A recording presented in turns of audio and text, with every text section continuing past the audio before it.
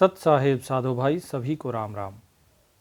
बंदी छोड़ गरीबदास महाराज जीव के अंदर पैदा हुए जितने भ्रम हैं उन भ्रमों को तोड़ते हुए चाणक्य के अंग में जीव को समझाते हैं कि भाई तुम्हारे अंदर जो नाना प्रकार की कल्पनाएं कामनाएं जो पैदा हो रही हैं वो सही दिशा में ले जा रही हैं या गलत दिशा में, उसमें कितना भ्रम में आप जी रहे हो और कितना सत्य में।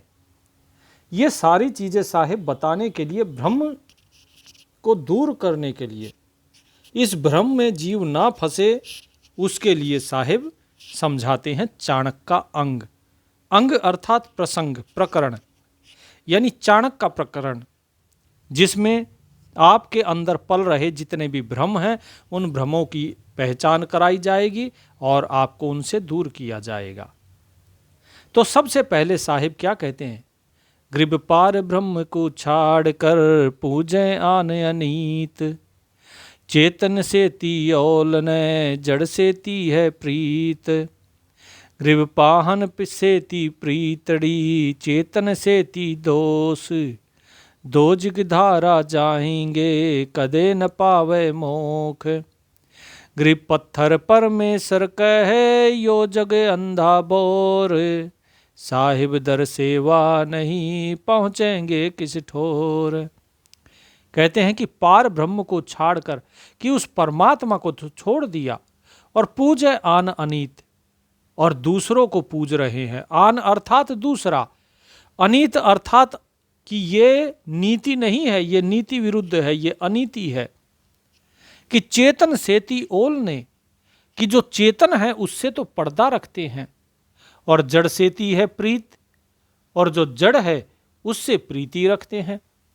अर्थात जिस प्रकार श्री कृष्ण ने कहा अहम आत्मा गुणाकेश सर्वभूतानां संस्थित, कि भाई मैं सभी भूतों के अंदर स्थित जो आत्मा है वो आत्मा मैं हूं, लेकिन जीवों ने उनके जड़ क्या था, शरीर, उस शरीर की मूर्ति बना के उसको पूजना शुरू कर दिया और आत्मा को छोड़ दिया।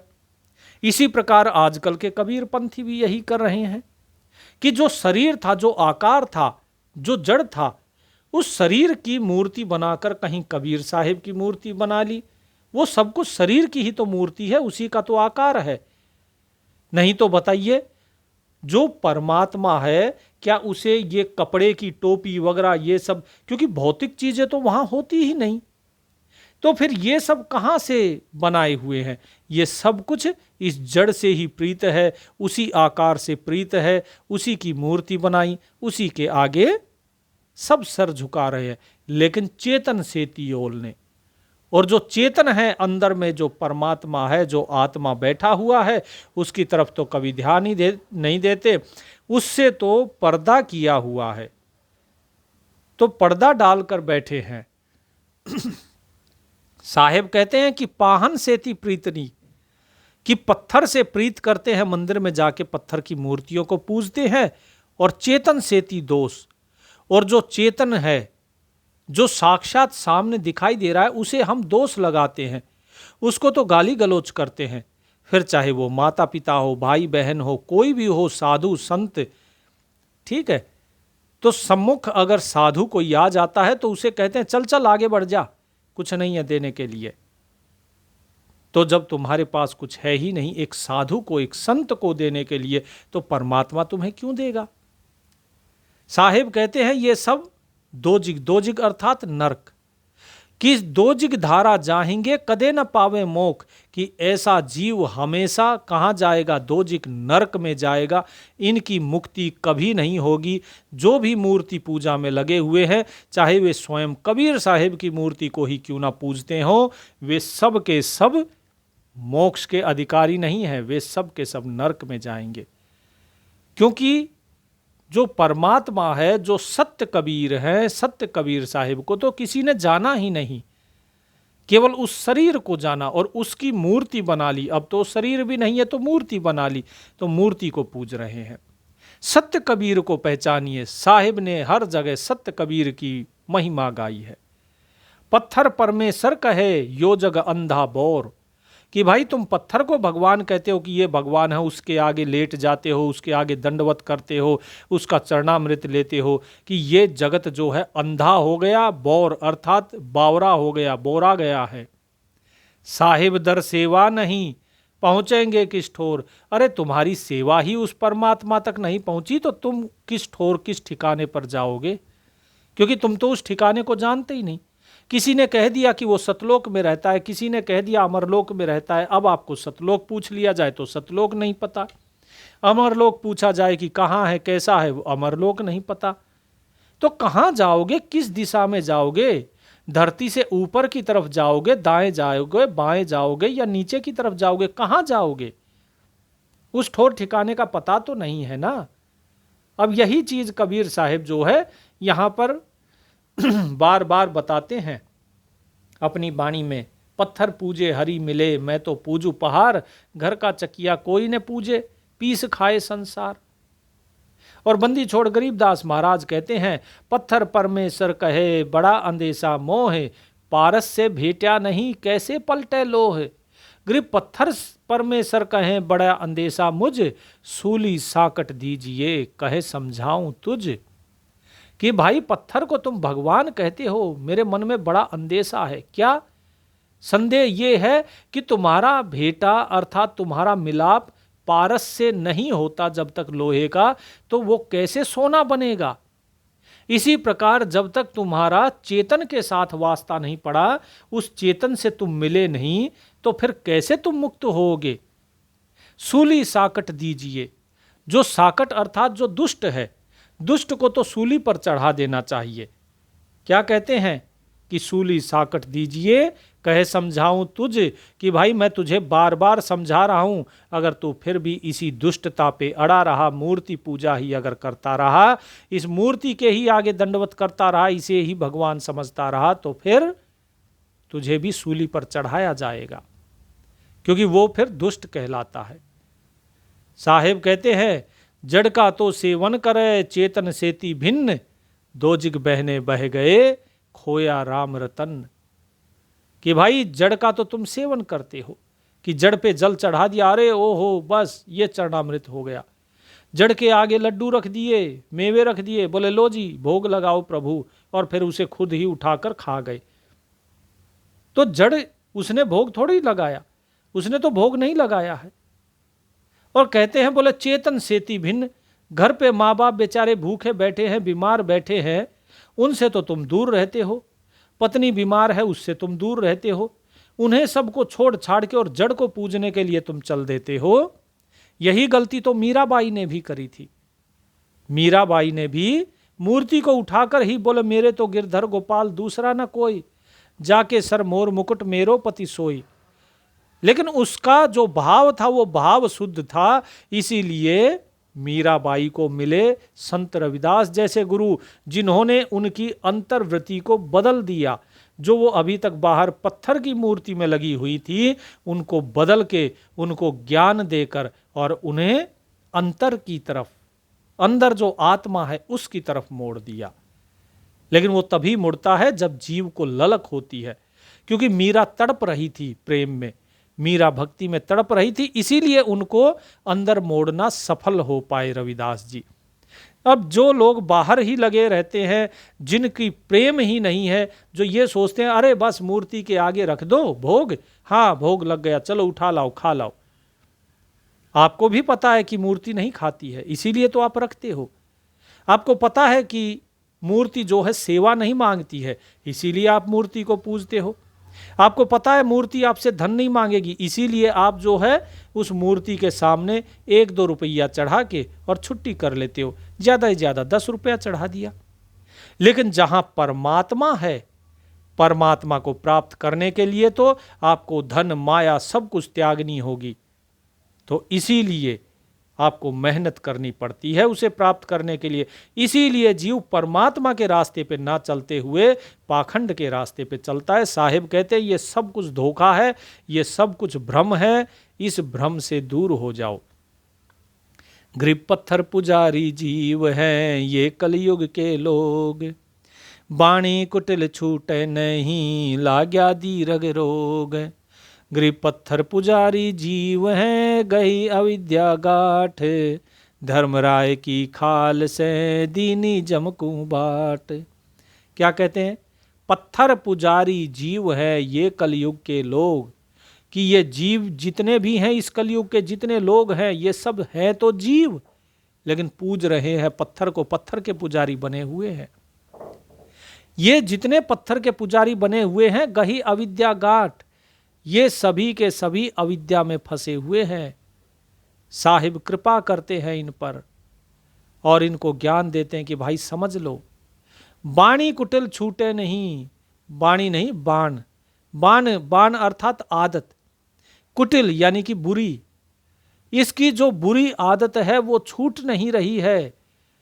हुक्का, बीड़ी, तंबाकू, सिगरेट, दारू, मांस, मच्छी ये सब खाता है, ऊट पटांग ये चलता है, पत्थर को पूजने जाता है, और साहिब कहते हैं इसे इसी चीज का लाग्या दीर्घ रोग, दीर्घ मतलब बहुत बड़ा रोग लगा हुआ है इसको। ये आप देखिए, अगर पत्थर भगवान है तो उस मूर्ति के टूट जाने से क्या भगवान टूट जाता है?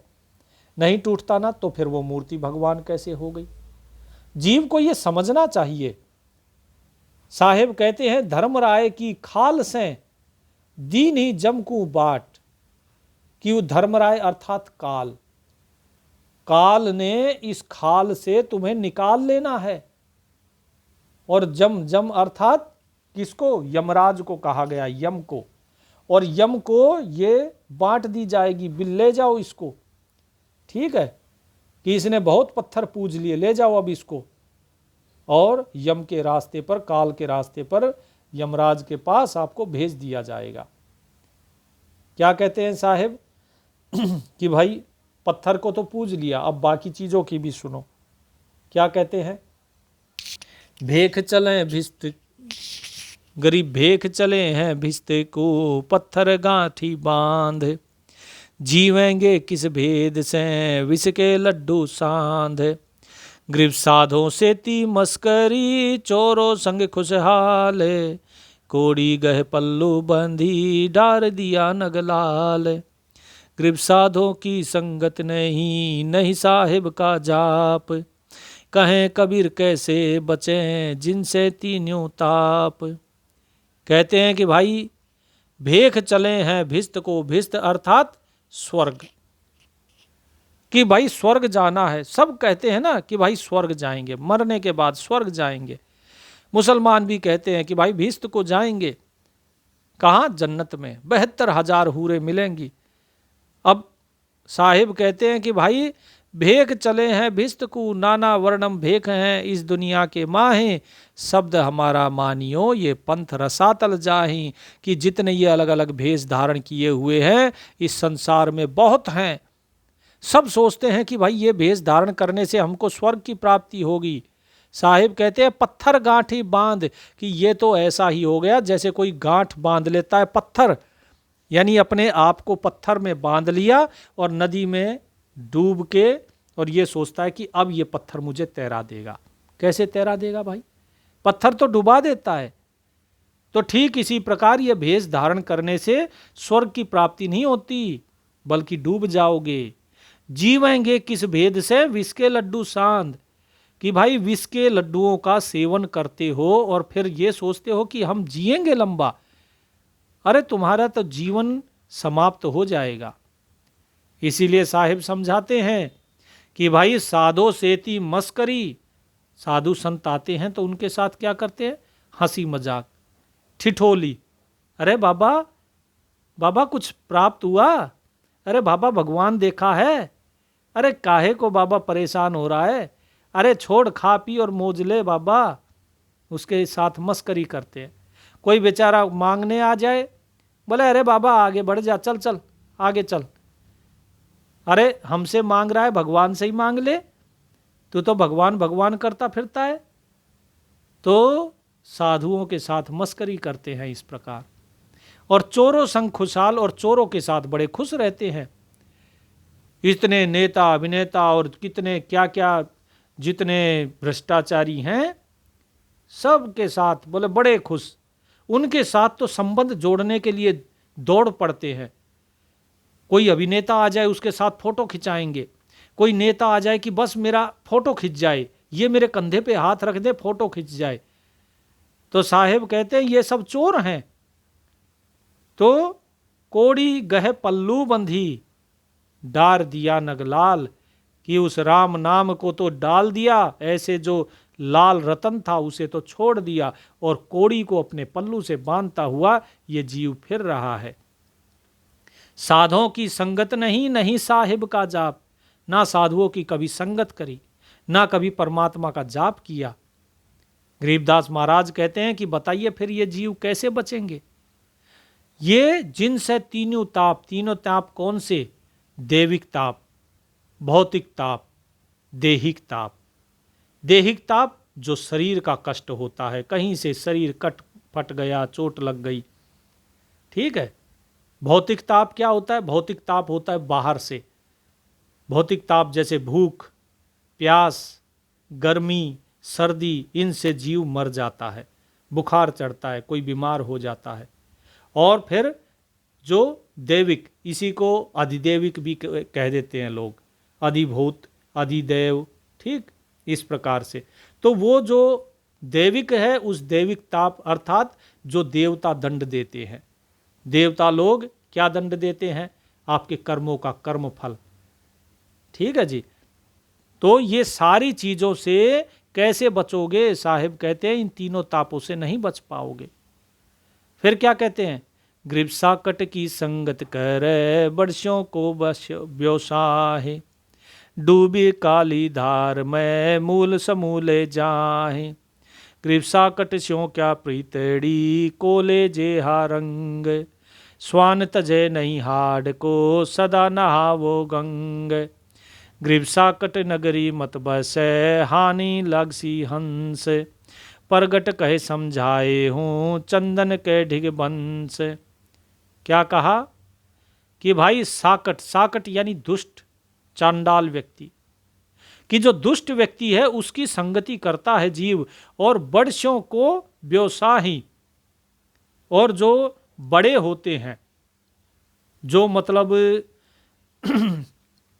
क्या कहा जाता है, मतलब उम्र में बड़े लगा दीजिए, या फिर जो पदवी जिनकी बड़ी होती है, ठीक है, जो बड़े बड़े पद पे आसीन होते हैं, बोले उनके साथ ये व्यवसायी, ये उनके साथ बसना चाहता है।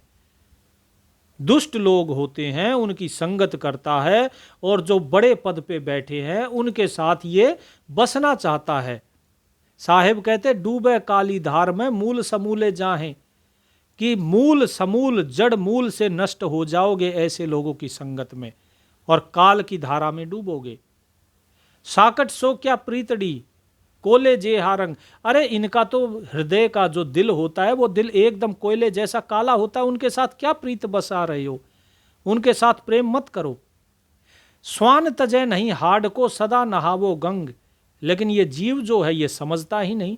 जिस प्रकार कुत्ता होता है, कुत्ते को हड्डी मिल जाए, हड्डी बड़ी प्यारी होती है, वो हड्डी को चबाता है तो उसके मसूड़ों से खून निकलता है, उसको लगता है कि ये खून का जो स्वाद है ये हड्डी से आ रहा है, इसीलिए वो हड्डी को कभी नहीं छोड़ता। उसको चाहे हमेशा गंगा में नहलाते रहो, लेकिन उसका मन फिर भी हड्डी में ही बसा रहेगा। तो यही चीज साहिब कहते हैं। अगले में साहिब बताते हैं कि भाई साकट की नगरी मत बसो, यानी दुष्ट लोग जहां पर रहते हो ऐसी जगह पे आप मत रहो। हानि लगसी हंस, कि हे हंस इससे तुम्हें हानि लगेगी, इससे तुम्हारा नुकसान होगा, क्योंकि संगत की रंगत तो चढ़ती ही है। दुष्टों के संग बैठोगे तो दुष्टता ही आएगी। इसीलिए कहते हैं क्रोध बढ़े नरमूड की संगत, ध्यान बढ़े तपसी संग कीनो, कि नरमूड के साथ बैठोगे क्रोध बढ़ेगा, अज्ञान बढ़ेगा।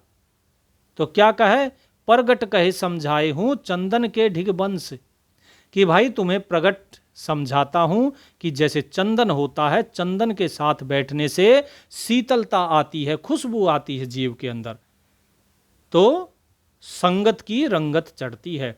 इसीलिए जीव को क्या करना है, ग्रीब चंदन बंसा बसत है, ये कै बन बंजार, साकट बंसा फूंक ही दोनों जल बल छार।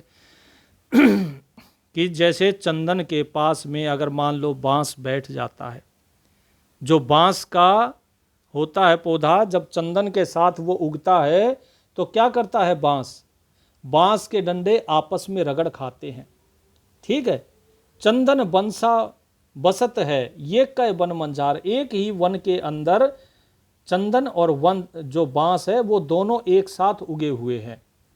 क्या होता है कि साकट वंशा, बांस को कहा गया है साकट, दुष्ट, फूंक ही, क्योंकि बांस जो है वो आपस में घिसता है, रगड़ खाता है और उसमें आग लगती है।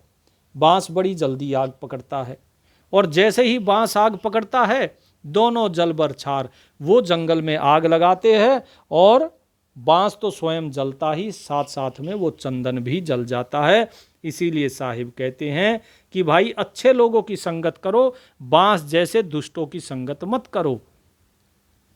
क्या कहते हैं आगे साहिब, फिर इसका भेद बताते हुए कहते हैं कि भाई देखो कौन कौन बसता है कैसे, उदाहरण देते हुए कहते हैं, ग्रीव साकट से ती साख क्या रावण कंसा बूझ, हिरणाकुश और बाल से मारे परगट गूंज, ग्रीव लघु दीर्घ सब एक है जिनकी साकट जात, दीपक कैसा चांदना लाल लगे जय हाथ। कहते हैं कि भाई साकट सेती साख क्या रावण कंसा बूझ, कि रावण और कंस को पूछ लो भाई कि साकट जो है, साकट के साथ बताओ कैसी दोस्ती, क्या सखा बनाना है दुष्ट को। अगर रावण और कंस को जिसने सखा बनाया, हिरण्यकश्यप को बनाया, बाली को जिसने बनाया, बोले सब के सब नष्ट हो गए, मारे प्रगट गूंज, सारे ब्रह्मांड में गूंज उठी कि देखो मारा गया। ठीक है जी, तो इनके साथ जो जो लगा सब मारे गए, कोई नहीं बचा। होलिका ने साथ दिया हिरण्यकश्यप का, वो भी मरी। ठीक है जी, बाली मरा, रावण मरा, कंस मरा, और इनके साथ जितने थे वे सब के सब मारे गए। साहिब कहते हैं गरीब लघु दीर्घ सब ये कहे कि भाई छोटे बड़े को मत देखो, साकट चाहे छोटा हो चाहे बड़ा हो, ठीक है, कि ये बड़ा दुष्ट है ये छोटा दुष्ट है ना, चाहे कम उम्र का दुष्ट हो चाहे बड़ी उम्र का दुष्ट हो, चाहे कोई बहुत दिनों से दुष्टताई कर रहा हो या फिर कोई नया नया दुष्ट हो ना। साहिब कहते हैं जिनकी साकट जात, ये सब एक ही हैं, इनकी जाति ही साकट है, दुष्टता ही इनकी जात है, इनसे हमेशा दूर रहो। हम लोग कहते हैं ना अरे कोई नहीं अभी तो बच्चा है, नहीं वो बच्चा नहीं है। अगर उसके अभी से इस प्रकार के विचार हैं, दुष्टता के विचार है, उसके विचारों को बदलिए, क्योंकि आगे चल के यही पौधा वृक्ष बन जाएगा। नहीं तो दीपक कैसा चांदना लाल लगे जय हाथ। अरे भाई अगर मान लो तुम्हारे हाथ में अगर लालिमा लग जाती है, लाल लाल कहा जाता है रत्न को, ठीक है, जो मोती हीरे ये सब, ठीक है, अगर आपके हाथ लाल लग जाए तो दीपक के प्रकाश का क्या करोगे, क्योंकि उस हीरे की चमक ही इतनी होती है, दीपक की उतनी चमक नहीं होती है। तो दीपक कैसा चांदना लाल लगे जय हाथ। और असली लाल कौन है, असली लाल तो है आपका आत्म तत्व, वो परमात्मा, कि जब वो प्राप्त हो जाता है तो फिर दीपक के चांदने की जरूरत नहीं, परमात्मा के नूर रूपी रोशनी में रहो। अब लोग जो हैं, लोग बड़ी चतुराई करते हैं ना जी, हम ये कर लेते हैं, हम ऐसे कर लेते हैं। भाई देखो बड़ा सीधा रास्ता है कि संसार में रहो, संसार में बसो, लेकिन संसार में फंसो नहीं। लेकिन जीव जो है ना ये चतुराई बड़ी करता है कि मैं ये भी करूं और मैं वो भी करूं, मैं दोनों नाव में पैर रख के चलूं, लेकिन ऐसा होता नहीं है। साहिब कहते हैं कि गरीब चतुराई चूल्हे पड़ो चारों वेद विटंब, साकट सगा न भेटिए आंको लागन अम्ब। गरीब साकट चारों वेद हैं, साकट द्वादश पंथ, साकट पंडित पीर है ये ही जम के दंत। अब ध्यान से समझ लो, बंदी छोड़ गरीबदास महाराज ने बिल्कुल स्पष्ट कह दिया यहाँ पे कि जितने भी ये चारों वेद है ना, इन चारों वेद और इन चारों वेदों के जो भाग हैं, विटंब, शाखाएं, ठीक है, बोले ये सब कुछ क्या है? बोले साकट है। कि चतुराई चूल्हे पड़ो, कि तुम्हारी चतुराई जो है ये चूल्हे में पड़ेगी, चूल्हे में जलेगी जब अंत समय आएगा। ये चतुराई किसी काम नहीं आएगी। चारों वेद विटंब, ये चारों वेद जो हैं, ये चारों वेद तुम्हारे रास्ते की फांस है, ये तुम्हें आगे नहीं बढ़ने देंगे। साकट सगा न भेटिए, अगर दुष्ट व्यक्ति अगर आपका सगा भी हो ना, तो उससे भी भेटो मत भाई, दूर रहो। अगर कोई रिश्तेदार है, कोई ऐसा है, दूर रहो, वो आपके मन की, आपके घर की सारी शांति को भंग कर देगा। आंखों लगे न अम्ब, जिस प्रकार एक आख का जो पौधा होता है उस पे कभी आम नहीं लग सकता, उस पे वो जहरीला फल ही लगेगा। तो इसीलिए आँख का होता है एक चौड़े पत्ते का, थोड़ा मोटे मोटे पत्ते का पौधा होता है, जिसको तोड़ो तो सफ़ेद दूध निकलता है। बोले ये जो आँख है ना, उस आँख पर कभी आम नहीं लग सकता। इसीलिए साकट व्यक्ति के साथ कभी सगाई मत करो, कभी उसके साथ मत रहो, क्योंकि वो आपको कभी आगे नहीं चलने देगा। ये मत सोचना कि वो आपको कहीं पर भी मदद कर देगा, नहीं, वो मदद नहीं करेगा, वो डुबा देगा। और चारों वेद जो हैं ये तुम्हारी फांस है। कभी ये सोचते हो कि चारों वेद पढ़ लिए, जो बड़े बड़े ज्ञानी घूमते हैं, आजकल बहुत से लोग हैं जो वेदों का प्रमाण देते हैं। साहिब क्या कहते हैं? साकट चारों वेद हैं, कि ये चारों वेद तो दुष्ट हैं, दुष्ट साकट कहा गया। और साकट द्वादश पंथ, और जो 12 पंथ हैं ये भी सब के सब दुष्टों के पंथ हैं। अब लोग कहेंगे, बोले गरीबदास महाराज का पंथ, ये भी तो साकट हुआ। फिर पंथ जितने भी हैं ये कौन चलाता है? क्या कबीर साहिब ने पंथ चलाया? नहीं चलाया। क्या गरीबदास महाराज ने पंथ चलाया? नहीं चलाया। ये जितने पंथ चलते हैं ये बाद में लोगों के मन के चलाए हुए हैं। मन तो खुद साकट है, तो साकट के द्वारा चलाया गया पंथ साकट ही होगा। इसीलिए साहिब कहते हैं कि ये चारों वेद क्या हैं? दुष्ट हैं। जो दुष्ट है वो आपको कैसे परमात्मा की तरफ चलने देगा? इसीलिए जो लोग कहते हैं ना, देखो जी वेदों में ये लिखा है, ऋग्वेद में ये लिखा है, सुनो ही मत, कुछ नहीं सुनना। ना तो आपको संस्कृत आती है, ना आपको वेद का जो क्या अर्थ होगा उस सूक्ति का, सूत्र का, वो आपको नहीं पता है, तो इसीलिए उनको मत पढ़ो। और दूसरी चीज क्या है कि जो चारों वेद हैं ये किसके हैं? क्या ये परमात्मा का ज्ञान है? नहीं, ये परमात्मा का ज्ञान नहीं है, क्योंकि ये कभी भी काल से परे का ज्ञान देते ही नहीं। इसीलिए साहिब ने कहा, साकट पंडित पीर हैं, ये ही जम के दंत, की पंडित पीर द्वादश पंथ और चारों वेद, बोले जितने भी हैं ये जम अर्थात यमराज के दंत, दांत हैं। ये तो यमराज के दांत हैं। जो इनमें पड़ गया वो समझ लो काल के दांत के तले आ गया, वो अब उसका मरना निश्चित है, वो जन्म मरण के चक्र में पक्का जाएगा। इसीलिए दास आपको बार बार कहता है, वेद, कुरान, शास्त्र, पुराण, बाइबल, इंजील कुछ नहीं पढ़ना आपको, छोड़ दीजिए इन सभी को। इनसे मार्गदर्शन हो सकता है थोड़ा सा, लेकिन अगर इसी को ही, इसी के सारे ज्ञान को सत्य मान लोगे तो फंस जाओगे। इसीलिए जो गुरु बताते हैं उस ज्ञान पे चलो, जो सतगुरु बताते हैं उस ज्ञान पे चलो, तभी आपका बेड़ा पार होगा, नहीं तो नहीं होगा। साहिब कहते हैं, गरीब प्रथम तो 10 नाम है, सन्यासी भगवान, दारू बकरे खात हैं, निस्वासर सुरपान। कि जो 10 नाम है, सन्यासी है, भगवान है, स्वयं को कहते हैं ना, बोले हम भगवान हैं, कोई कहता है हम कबीर हैं, कोई कहता है हम कृष्ण हैं, कोई कहता है हम फलाने भगवान हैं, है ना, कोई सन्यासी बना हुआ है। साहिब कहते हैं ये जो 10 नाम और सन्यासी हैं, भगवान हैं, ये जो दारू बकरे खा रहे हैं, बोले ये सब के सब दिन रात सुरापान करते हैं। हर एक के लिए तो खैर नहीं कहा है, क्योंकि कुछ सन्यासी ऐसे भी हैं जो वास्तव में परमात्मा के भक्त हैं, लेकिन जितने अधिकतर सन्यासी हैं और जितने भी भगवान हैं, ये सब के सब जो हैं, बोले इनको त्याग दो, ये तुम्हारे काम के नहीं हैं, ये तुम्हें मुक्ति नहीं देंगे। ये सभी के सब सुरापान मद मांसाहारी हैं, दारू बकरे खाते हैं, निस्वासर सुरापान, दिन रात ये शराब पीते हैं, दारू पीते हैं, बकरे खाते हैं। तो इसीलिए साधो भाई इनसे जितना हो सके बचकर रहिए। और आगे साहिब एक एक का, अभी बहुत से ऐसे भेद हैं जो साहिब बताएंगे, एक एक भ्रम को आपके दूर करेंगे। अभी तो साहिब ने सिर्फ इन्हीं के बारे में बात कही है, इसके आगे जितना होगा वो सब कुछ आपको बताया जाएगा। बस साहिब की वाणी पर भरोसा रखिए और सुमरन करते रहिए। केवल परमात्मा के नाम का सुमरन करना है। इसीलिए ये वेद के बारे में जो भी ये कहता है, वेदों में ये लिखा है, वहां से वापस मुड़ जाओ, वहां नहीं रुकना। जो वेदों का प्रमाण देता है, शास्त्रों का प्रमाण देता है, वहां से वापस हट जाओ।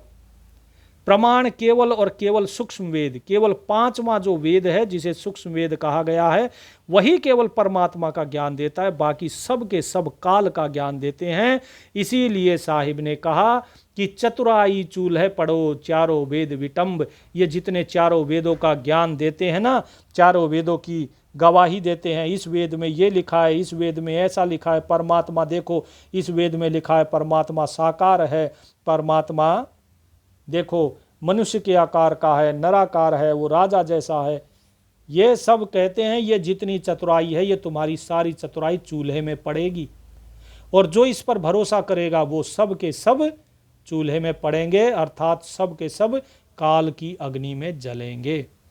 इसीलिए साधो भाई इस भेद को कबीर साहिब ने जो बताया, जो गरीबदास महाराज ने बताया, इस साहिब की वाणी को समझिए ताकि आपको आगे का रास्ता सुगम हो सके, परमात्मा के रास्ते पे आप सही प्रकार से बढ़ सको।